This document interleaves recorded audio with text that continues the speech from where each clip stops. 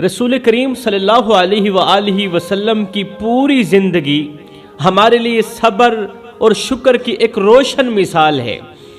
آپ کی زندگی میں بے شمار آزمائشیں آئیں۔ کون سی آزمائشیں؟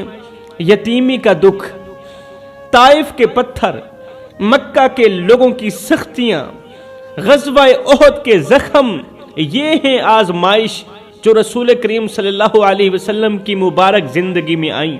لیکن سنو، میرے رسول کریم نے کبھی شکوہ نہیں کیا، نہ تو شکوہ کیا، نہ تو کبھی اپنی تکلیف کو کسی اور کے سامنے بیان کیا۔ میرے نبی نے ہر دکھ کو اللہ کی رضا سمجھ کر قبول کیا۔ رسول کریم نے ہر ایک چھوٹی بڑی آزمائش کو اللہ کی رضا سمجھ کر قبول کیا اور ہمیشہ امت کے لیے دعائیں کی۔ دراصل رسول کریم صلی اللہ علیہ وسلم ہم سب کو سبق دے رہے تھے، ہم سب کو سمجھا رہے تھے کہ جب سینے پر دکھوں کا بوجھ بڑھ جائے، جب سینے پر غموں کا بوجھ زیادہ ہو جائے تو اسے صرف اللہ کے حضور پیش کرنا، صرف اللہ کے حضور پیش کرنا، کیونکہ وہی سب کچھ جانتا ہے۔ وہی رب ہے جو ہر چیز پر قادر ہے، وہی رب ہے جو دکھوں سے نجات دلانے والا ہے۔ ہمیں سوچنا چاہیے کہ جب اللہ کے محبوب نبی نے کبھی شکوہ نہیں کیا، اللہ کے محبوب نبی نے کبھی شکایت نہیں کی، تو ہم کیسے کر سکتے ہیں شکوہ؟ ہم کیسے کر سکتے ہیں شکایت؟ اصل مسئلہ ہماری خواہشات ہیں، وہ خواہشات جو پوری نہ ہونے پر ہمیں خدا کے سامنے شکوہ کرنے پر مجبور کر دیتی ہیں، وہ خواہشات جو پوری نہیں ہو رہی، بس ہم مصلی پر بیٹھے ہیں، دونوں ہاتھ اٹھائے اور اللہ سے شکوہ کرنے لگے، اللہ تو نے وہ چیز مجھے کیوں عطا نہیں کی، میری خواہش پوری کیوں نہیں ہو رہی؟ لیکن اللہ تو ہمیشہ وہی کرتا ہے نا جو ہمارے لیے بہتر ہوتا ہے۔ ہمیں اپنے رب پر اعتبار کرنا چاہیے، اس کے ہر فیصلے کو دل و جان سے قبول کرنا چاہیے۔ یہ پریشانیاں، یہ الجھنیں اور یہ ٹینشنیں اس دن ختم ہو جائیں گی، قسم ہے اللہ پاک کی میرے بھائیوں۔ یہ پریشانیاں، یہ الجھنیں، یہ مصیبتیں، یہ آزمائشیں اور یہ ٹینشنیں اس دن ختم ہو جائیں گی جب ہم اس بات کو دل سے مان لیں گے، اس بات کو دل سے تسلیم کر لیں گے کہ اللہ نے ہمیں جو کچھ بھی دیا ہے وہ بہترین اور کمال کا دیا ہے۔ اللہ نے ہمیں جو بھی دیا یہی ہمارے حق میں بہتر تھا، اور جو ہمارے حق میں بہتر تھا وہی ہمارے لیے کمال ہے۔ رسول کریم صلی اللہ علیہ وسلم کی ایک زوجہ محترمہ کے ہاتھ لمبے تھے، مومنوں کی ماں۔ میرے کریم آقا کی زوجہ محترمہ کے ہاتھ لمبے تھے۔ کچھ عورتوں نے انہیں تانا دینا شروع کر دیا کہ تمہارے ہاتھ لمبے ہیں۔ آقا کریم کی ازواج میں سے ایک زوجہ تھی، اس کے ہاتھ لمبے تھے۔ کچھ عورتوں نے انہیں تانا دینا شروع کر دیا کہ تمہارے ہاتھ لمبے ہیں۔ آپ پریشان ہو گئی، زوجہ محترمہ پریشان ہو گئی۔ رسول کریم صلی اللہ علیہ وسلم گھر تشریف لائے تو انہوں نے یہ بات عرض کی کہ لوگ مجھے تانے دیتے ہیں، عورتیں مجھے تانا دیتی ہیں کہ تمہارے ہاتھ لمبے ہیں۔ رسول کریم صلی اللہ علیہ وسلم نے فرمایا یہ پریشانی کی بات نہیں، یہ پریشانی کی نہیں بلکہ خوش ہونے کی بات ہے، تمہیں تو خوش ہو جانا چاہیے۔ زوجہ محترمہ نے حیرت سے پوچھا، یا رسول اللہ خوش کیسے ہوں؟ عورتیں مجھے تانے دے رہی، عورتیں کہتی ہیں کہ تمہارے ہاتھ لمبے ہیں، اور میں خوش کیسے ہو جاؤں؟ تو رسول کریم صلی اللہ علیہ وآلہ وسلم نے فرمایا رب نے تمہیں لمبے ہاتھ اس لیے دیے ہیں تاکہ تم زیادہ سخاوت کر سکو، ہاتھ بڑھا کر سخاوت کر سکو، زیادہ سخاوت کر سکو۔ یہ تمہارے لیے شکر کا مقام ہے، غم کا مقام نہیں ہے، یہ تمہارے لیے خوش ہونے کا مقام ہے، پریشان ہونے کی بات نہیں ہے۔ یہ وہ ایمان ہے جو ہمیں سکھاتا ہے کہ ہمارا جسم، ہماری صورت، ہماری ہر چیز ہماری مرضی سے نہیں بلکہ اللہ کی چاہت سے بنی ہے۔ جوانوں، یہ جو چہرہ ہے نا، یہ اللہ کی رضا سے بنا ہے، یہ میری مرضی سے نہیں بنا۔ अल्लाह ने इसे अपनी मर्जी से बनाया है, अल्लाह की चाहत से ये चेहरा बना है। ये चेहरा हमारा नहीं, ये मेरे अल्लाह का इंतखाब है। अगर हमारा नाक मोटा है, हमारी आंखें छोटी हैं, कान बड़े हैं या होंठ मुख्तलिफ हैं, तो ये हमारे रब की चाहत है। अरे नाक को किसने बनाया? अल्लाह ने बनाया। कानों को किसने बनाया? अल्लाह ने बनाया। ये तो मेरे रब की चाहत है, ये तो उसकी तख्लीक है। जब रब कहता है मैंने तुम्हें वैसा बनाया जैसे मैंने चाहा, सुभान अल्लाह, हमें चाहिए कि अल्लाह की दी हुई हर चीज को उसकी नेमत समझकर खूब प्यार करें, उस चीज से खूब प्यार करें, मोहब्बत करें, क्योंकि ये हमारी मर्जी नहीं बल्कि ये हमारे रब की बेहतरीन चाहत का नतीजा है। जिंदगी का सुकून हमें उस दिन जरूर मिलेगा जब हम ये मान लेंगे, दिल से तस्लीम कर लेंगे कि अल्लाह ने हमारे लिए जो कुछ भी चुना है वही सबसे बेहतरीन है। ये जो मोटे मोटे होंठ है ना, ये जो बड़ा सा नाक है ना, इन मोटे होंठों से नफरत नहीं करनी चाहिए, बल्कि अल्लाह के बनाए गए होंठों को मोहब्बत से कबूल करना चाहिए। अल्लाह ने जैसे बनाया हम अल्लाह की रजा पर राजी हैं। अल्लाह फरमाता है, ऐ मेरे बंदो, ऐ मेरे बंदे, तू करता वो है जो तू चाहता है, पर होता वो है जो मैं रब चाहता हूं। ऐ मेरे बंदे, तू वो कर जो मैं चाहता हूं, फिर होगा वही जो तू चाहता है। बस एक बार अपनी चाहत को मेरी चाहत पे कुर्बान करके तो देख। अगर हमारा रंग काला है तो ये भी तो मेरे अल्लाह की पसंद है ना। अल्लाह ने जो पसंद किया, काला रंग पसंद किया, हमें काला बना दिया। सफेद रंग पसंद किया, हमें सफेद बना दिया। अगर किसी के पास बड़ा मकान है या बड़ी गाड़ी है तो वो अल्लाह का फैसला है। अल्लाह जिसे चाहे अता कर दे। किसी को अल्लाह देकर आजमाता है और किसी से लेकर आजमाता है। अल्लाह ताला ने दे दिया है तो शुक्र अदा करना चाहिए। अगर अल्लाह ने ले लिया है फिर भी उसकी रजा पर राजी रहना चाहिए। किसी के पास बड़ा मकान है या बड़ी गाड़ी है, वो अल्लाह का फैसला है। और अगर हमारे पास छोटा मकान या छोटी सी साइकिल है तो इसमें भी अल्लाह की कोई ना कोई हिकमत छुपी हुई है, इसमें भी कोई ना कोई राज जरूर है। नहीं तो वो भी तो हमारी तरह के इंसान हैं जिनको अल्लाह ताला ने बहुत बड़ी गाड़ी दी, खूबसूरत मकान दिया। हम भी तो उन्हीं की तरह के इंसान हैं। उनको भी अल्लाह ने पैदा किया, बनाया, हमें भी अल्लाह ने तख्लीक किया है। और अल्लाह ने उन्हीं खूबसूरत घर दिए, खूबसूरत गाड़ियाँ दी, और हमें छोटा सा घर और छोटी सी साइकिल दी है। तो इसमें भी बहुत बड़ी हिकमत है, इसमें भी हिकमत छुपी हुई है। अब वो कौन सी हिकमतें पोशीदा हैं, ये सिर्फ मेरा अल्लाह ही जानता है। ये सब अल्लाह की चाहत से होती हैं मेरे भाइयों। अगर अल्लाह ने हमें एक खास मकाम दिया है तो हमें शुक्र अदा करना चाहिए। अगर अल्लाह ने हमें इज्जत दी है, मकाम दिया है, हमें हजरत इंसान बनाया है, तो हमें हर हाल में शुक्र अदा करना चाहिए। एक बच्चे ने रसूल करीम सल्लल्लाहु अलैहि वसल्लम के कपड़ों पर पेशाब कर दिया। किसी बच्चे ने रसूल करीम सल्लल्लाहु अलैहि वसल्लम के मुबारक कपड़ों पर पेशाब कर दिया तो उसकी माँ कांपने लगी। माँ घबरा गई, लरजते हुए हाथों से मुआवजत करने लगी, मुआफ़ी की भीख मांगने लगी। लेकिन हमारे प्यारे नबी रसूल करीम सल्लल्लाहु अलैहि वसल्लम ने फरमाया, क्या हुआ? ये बच्चा है, इसे कुछ मालूम नहीं। अल्लाह ने पानी पैदा किया है ना, उसे बहाएंगे सब ठीक हो जाएगा, कपड़े साफ सुथरे हो जाएंगे।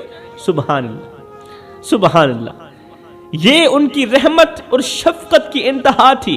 बच्चे ने कपड़ों पर पेशाब किया, रसूल करीम सल्लल्लाहु अलैहि वसल्लम ने निहायत ही नरमी से उसकी माँ को कहा, यह कोई परेशानी वाली बात नहीं है, अल्लाह ताला ने पानी बनाया है ना, पानी पैदा किया है ना हमारे लिए, उसे बहाएंगे तो सब ठीक हो जाएगा। ये उनकी रहमत और शफकत की इंतहा थी। अब जरा गौर करें, अपने गिरेबान के अंदर झांकें। यही वाकया अगर आज हमारे घरों में पेश आए तो हम कैसे रद्द अमल पेश करेंगे? हाजी साहिब, पीर साहिब, अलामा साहिब या सेठ साहिब सब के सब बिगड़ जाते हैं जब बच्चे कपड़ों पर पेशाब करते हैं। तो अगर पोता पेशाब कर दे तो कहते हैं मेरी नमाज खराब कर दी तूने, मेरा कपड़ा नापाक कर दिया तूने। मगर हमें सोचना चाहिए کہ وہ بچہ جسے شعور نہیں، یہ اس کا ایک معصوم مزاج ہے پیشاب کرنا، بچے کا معصوم مزاج ہے، اس کی ایک فطری ضرورت ہے۔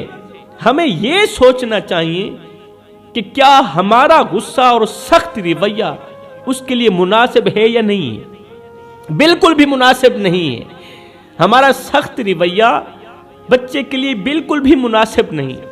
تو فرمایا جس کے اندر برداشت کا مادہ ختم ہو گیا، صبر کا مادہ ختم ہو گیا، فرمایا جس انسان کے اندر تحمل کا مادہ ختم ہو گیا، سمجھو اسی دن سے اس کی زندگی میں سے سکون ختم ہو گیا، وہ سکون کی سانس نہیں لے سکتا، اب وہ سکون کا ایک لمحہ بھی نہیں گزار سکتا۔ جس کے اندر برداشت نہیں، جس کے اندر حوصلہ نہیں، برداشت، تحمل اور نرم دلی وہ خوبیاں ہیں جن کی ہمیں اپنی زندگی میں سب سے زیادہ ضرورت ہے۔ برداشت کی ہماری زندگی میں سب سے زیادہ ضرورت ہے، تحمل کی ہماری زندگی میں سب سے زیادہ ضرورت ہے۔ ہم چھوٹی چھوٹی باتوں پر غصے میں آ جاتے ہیں، اپنے جذبات پر قابو نہیں رکھتے اور اپنی ناگواری کا اظہار فوری طور پر کرنے لگ جاتے ہیں۔ یہ ہماری کمزوری ہے، ہماری انا کا غلبہ ہے، اور یہی وہ چیز ہے جو ہمیں حقیقی سکون سے دور کر دیتی ہے۔ رسول کریم صلی اللہ علیہ وسلم کی زندگی ہمیں صبر اور شفقت کی اعلیٰ ترین مثال فراہم کرتی ہے۔ ایک بار حضرت اسامہ رضی اللہ تعالی عنہ جو کہ حضور صلی اللہ علیہ وسلم کے غلام کے بیٹے تھے، اس بچے کی ناک بہہ رہی تھی۔ رسول کریم صلی اللہ علیہ وسلم نے جب اسامہ کو دیکھا کہ اسامہ کی ناک بہہ رہی تھی، رسول کریم نے سیدہ عائشہ صدیقہ رضی اللہ تعالی عنہا سے فرمایا، عائشہ اسامہ کی ناک تو صاف کر دو۔ یہ اسامہ کون ہے؟ یہ غلام کا بچہ ہے۔ عائشہ کیا کر رہی ہو؟ اسامہ کی ناک تو صاف کر دو۔ حضرت سیدہ عائشہ صدیقہ اٹھی اور کپڑا تلاش کرنے لگی ناک صاف کرنے کے لیے، لیکن اسی دوران لکھنے والے لکھتے ہیں رسول کریم صلی اللہ علیہ وسلم خود اٹھے۔ عائشہ ابھی کپڑا تلاش کر رہی تھی اور میرے کریم آقا خود اٹھے، اسامہ کے پاس گئے اور اپنے ہاتھوں سے اس کی ناک صاف کی۔ سیدہ عائشہ صدیقہ دوڑتی ہوئی آئی اور کہا، یا رسول اللہ میں صاف کر دیتی، آپ نے کیوں کیا؟ تو آپ صلی اللہ علیہ وسلم نے مسکرا کر فرمایا، عائشہ بچے تو بچے ہی ہوتے ہیں۔ سبحان اللہ، بچے تو بچے ہی ہوتے ہیں۔ یہ تھا ہمارے نبی کا رویہ، جو غلام کے بچے کے لیے بھی ایسا نرم اور محبت بھرا تھا، ایسا نرم اور محبت بھرا تھا۔ لیکن آج ہم اپنی زندگی میں اس شفقت اور برداشت کو کھو چکے ہیں، اپنی زندگی میں شفقت اور برداشت کو، صبر اور تحمل کو کھو چکے ہیں۔ اس لیے تو ہم دن بدن پریشانیوں کی دلدل میں پھنستے چلے جا رہے ہیں۔ ایک اور واقعہ سنیں، جہاں ایک ماں نے بس میں اپنے بچے کا گندا پیمپر شیشے سے باہر پھینک دیا۔ بچے کو پیشاب آیا، پیمپر گندا ہو گیا، ماں نے دوسرا پیمپر تبدیل کیا، پیمپر شیشے سے باہر پھینک دیا، اور وہ پیمپر ایک موٹر سائیکل سوار کے اوپر جا گرا۔ عورت نے یہاں سے پیمپر زمین پر پھینکا نا، تو نیچے سے ایک گزرتی ہوئی موٹر سائیکل کے اوپر جا گرا۔ اب جیسے ہی موٹر سائیکل پر گندا پیمپر گرا تو ظاہر ہے موٹر سائیکل گندی ہو گئی، تو موٹر سائیکل والا آدمی غصے سے آگ بگولا ہو کر بس کے اندر داخل ہوا، سب کے سامنے چیخنے لگا، چلانے لگا، اس ماں کو کہنے لگا، اے اندھی عورت، دیکھ نہیں سکتی؟ میرا موٹر سائیکل گندا کر دیا، تیرے بچے کے پیشاب نے میری صاف ستھری موٹر سائیکل گندی کر دی۔ میں نے کہا، یہ تو شکر ہے کہ پیمپر تیرے موٹر سائیکل پر گرا، پیمپر ابھی تو شکر ہے کہ موٹر سائیکل پر گرا۔ سوچیں اگر موٹر سائیکل کے بجائے اس آدمی کے اوپر گر جاتا تو شاید ایک بہت بڑا ہنگامہ کھڑا ہو جاتا۔ یہ صرف اس کا قصور نہیں بلکہ ہم سب کا قصور ہے، کیونکہ ہم میں تحمل اور برداشت کا مادہ ختم ہو چکا ہے، صبر کا مادہ ختم ہو چکا ہے۔ صبر کی جگہ غصے نے لے لی ہے، برداشت کی جگہ آتش بازی نے لے لی ہے۔ اس لیے تو آئے روز ہم ایک نئی پریشانی میں مبتلا ہوتے ہیں۔ زندگی ہمیں بار بار موقع دیتی ہے کہ ہم اپنی غلطیوں سے سیکھیں، اپنی انا کو کم کریں اور دوسروں کے لیے آسانیاں پیدا کریں۔ جب آپ صلی اللہ علیہ وسلم چھوٹے بچوں کے ساتھ گزرتے تو رسول کریم صلی اللہ علیہ وسلم فرماتے، یار آؤ نا میرے سینے سے تو لگو۔ میرے کریم آقا جب چھوٹے بچوں کے قریب سے گزرتے تو وہیں بیٹھ جاتے، پھر ایسے اپنے ہاتھ کھولے کرتے، پھر بچوں کو آواز دیتے، بچوں یار آؤ نا میرے سینے سے تو لگو۔ اور جب کوئی بچہ دوڑتا ہوا آپ کے سینے سے لگتا تو آپ جان بوجھ کر زمین پر گر جاتے، جان بوجھ کر زمین پر لیٹ جاتے اور مسکرا کر کہتے، اوئے ہوئے یار تو نے تو مجھے گرا ہی دیا، سبحان اللہ، یار تو نے تو مجھے گرا دیا، تو تو بڑا طاقتور ہے، تو تو بڑا پہلوان ہے، آ ایک بار پھر سے میرے سینے سے لگ جانا۔ یہ تھی ہمارے نبی کی عاجزی، یہ تھا آپ کا انداز محبت جس میں کوئی بناوٹ نہیں تھی، صرف خالص محبت اور شفقت تھی۔ ہے جب سے ہم اس شفقت سے محروم ہوئے، ہم نے خود کو محروم کیا، جب سے ہم نے بناوٹی شکل اختیار کی تو پھر کیا ہوا، ہماری زندگی میں سے ہمیشہ کے لیے سکون چین و قرار جاتا رہا۔ ہمیں ایک پل کے لیے سوچنا ہوگا کہ آج ہم کہاں کھڑے ہیں۔ ہم اپنے گھروں میں بھی اپنے عہدے، اپنی حیثیت اور اپنے مرتبے کو ساتھ لے کر آتے ہیں۔ اگر کوئی افسر ہے تو گھر میں بھی وہی افسر بن کر رہتا ہے، اگر کوئی پروفیسر ہے تو گھر میں بھی پروفیسر بن کر رہتا ہے، اگر کوئی ڈاکٹر ہے تو وہ اپنے بچوں کے ساتھ بھی وہی رویہ رکھتا ہے جو مریضوں کے ساتھ ہوتا ہے۔ یہ سوچ کتنی غلط ہے، کتنی بھیانک سوچ ہے یہ۔ باہر والوں کے لیے آپ افسر ہیں، باہر والوں کے لیے آپ پروفیسر ہیں، باہر والوں کے لیے آپ ڈاکٹر ہیں یا کچھ اور، لیکن سنو، گھر کے اندر آپ صرف ایک عام سے باپ ہیں، ایک عام سے انسان ہیں۔ آپ کے بچوں کو یہ محسوس ہرگز نہیں ہونا چاہیے کہ ان کا باپ بہت بڑا آدمی ہے، ہرگز یہ محسوس نہیں ہونا چاہیے کہ ان کا باپ بہت بڑا افسر ہے، ان کا باپ تو بہت بڑا ڈاکٹر ہے۔ اس لیے باپ کو گھر کے اندر بھی وہی پروٹوکول دیا جائے جو اس کو باہر سے ملتا ہے۔ اس کے سامنے ہنسنا نہیں چاہیے، باپ بہت بڑا آدمی ہے، اس کے سامنے اونچی آواز میں بات نہیں کرنی چاہیے، باپ کے سامنے مستیاں نہیں کرنی چاہیے، شرارتیں نہیں کرنی چاہیے۔ نہیں میرے بھائی، ایسا ہرگز نہیں چلے گا۔ بچوں کے لیے آپ کو وہی بننا ہے جو دوسرے بچوں کے والدین ہوتے ہیں، وہ والدین جو ان پڑھ ہوتے ہیں، جو بچوں کے ساتھ بچے بن کر رہتے ہیں۔ ایک عام سا باپ جو اپنے بچوں کے ساتھ بیٹھے، ان کے ساتھ کھیلے اور ان کے دل کی باتیں سنے۔ جو لوگ اپنی فیملی کے سامنے بچوں کی طرح ہو جاتے ہیں نا، قسم خدا کی ان کی زندگی خوشگوار اور پرسکون ہوتی ہے۔ بچوں کے ساتھ کھیلنا، ہنسنا، ان کے ساتھ وقت گزارنا انہیں یہ احساس دیتا ہے کہ ان کے والدین ان کے لیے بہترین دوست ہیں، ان کا باپ ان کے لیے بہترین دوست ہے۔ لیکن اگر آپ ان کے دوست نہیں بنیں گے، اگر آپ بچوں کے دوست نہیں بنیں گے تو پھر وہ غلط لوگوں کو اپنا دوست بنائیں گے، پھر وہ غلط لوگوں سے اپنے دل کی باتیں کریں گے، ان کی محفلوں میں بیٹھیں گے اور غلط راستے پر چل پڑیں گے۔ جب بچے غلط راستے پر چلے جاتے ہیں تو پھر والدین پریشان ہو کر مولوی صاحب کے پاس آتے ہیں، مولوی صاحب ہمیں کوئی دعا دیجئے، ہمیں کوئی تعویذ لکھ کر دیں، ہماری اولاد نافرمان ہو گئی ہے۔ کاش کہ تو پہلے دن سے ہی بچوں کے دل میں اپنی جگہ بنا لیتا، پہلے دن سے ہی بچوں کو اپنا دوست بنا لیتا، تاکہ وہ اپنے دل کی بات تم سے شیئر کرتے اور گندے لوگوں سے یاری نہ لگاتے، نالائق لوگوں سے یاری نہ لگاتے۔ یاد رکھیں، اگر آپ چاہتے ہیں کہ آپ کی اولاد آپ کی فرما بردار ہو تو آپ کو ان کے سامنے ایک نرم دل، شفقت سے بھرپور اور عاجز انسان بننا ہوگا۔ اپنی سرداری کے رتبے، جاگیرداری کے غرور اور اپنے بڑے بن کو گھر کے دروازے کے باہر چھوڑ کر گھر کے اندر داخل ہوا کریں۔ اپنے بڑے پن کو، غرور کو، تکبر کو، اپنے اندر کی میں کو گھر سے باہر چھوڑ کر داخل ہوا کریں۔